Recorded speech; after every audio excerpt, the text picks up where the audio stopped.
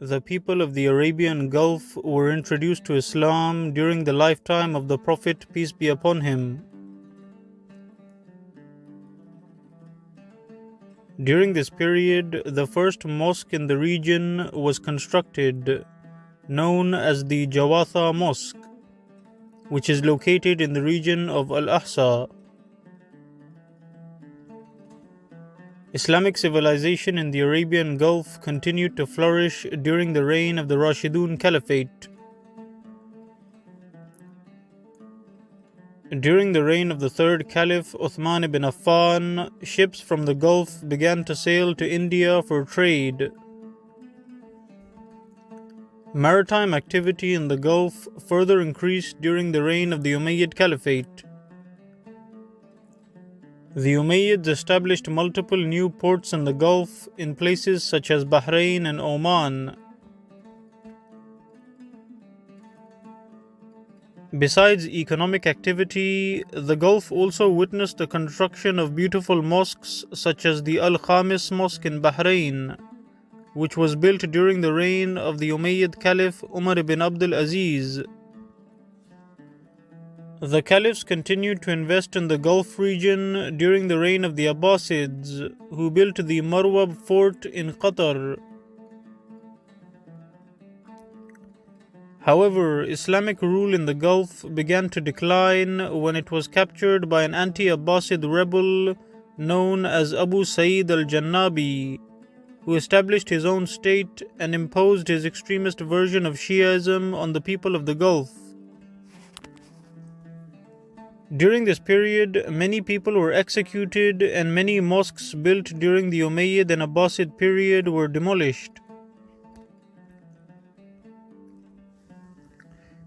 In the year 1074, peace and stability once again returned to the region after an influential tribal leader known as Ali bin Abdullah al-Ayuni revolted against the government and established his own state known as the Uyunid Emirate.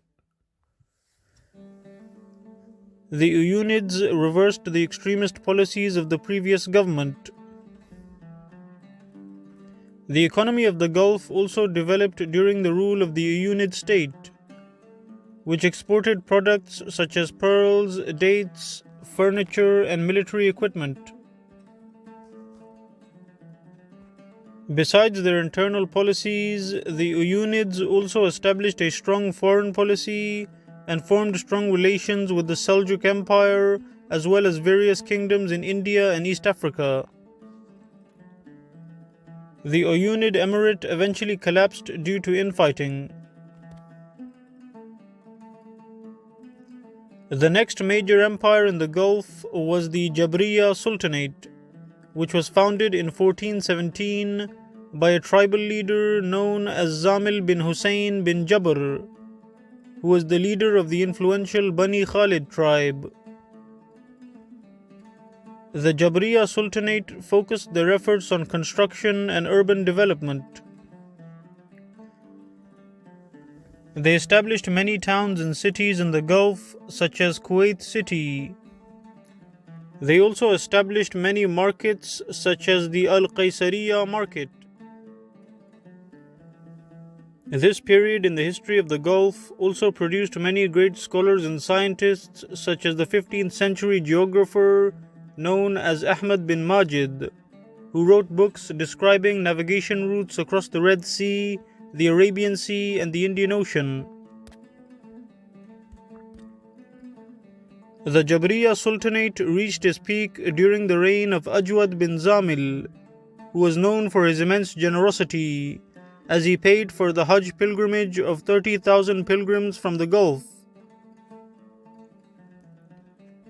The flourishing Jabriya Sultanate attracted the greed of emerging European powers such as the Portuguese, who wanted to take control of the Gulf. However, the Jabriya Sultanate resisted the Portuguese. During the reign of Sultan Muqrin bin Zamil, he increased the size of the army and built many military fortifications such as the Qatif Castle. He also established strong relations with the Ottoman Empire, which allowed him to obtain more advanced ships and develop his artillery. Sultan Muqrin bin Zamil fiercely resisted the Portuguese invasion and defeated them in many battles. However, the Jabriya Sultanate collapsed after Muqrin bin Zamil was killed by the Portuguese in 1521. The Portuguese then took control of Bahrain, but were soon expelled by the Ottomans, who expelled the Portuguese from the entire Gulf in 1547. After gaining control of the Arabian Gulf, the Ottomans increased fortifications in the region and built the Al-Qut castle in the city of Hafuf and the Al-Uqayr castle in Al-Ahsa. The Ottomans also built many mosques such as the Al-Qubba mosque in the city of Hafuf. However, Ottoman rule in the Gulf began to decline in the 18th century due to corruption of the Ottoman governors. Therefore, the Gulf came under the control of small states and tribes.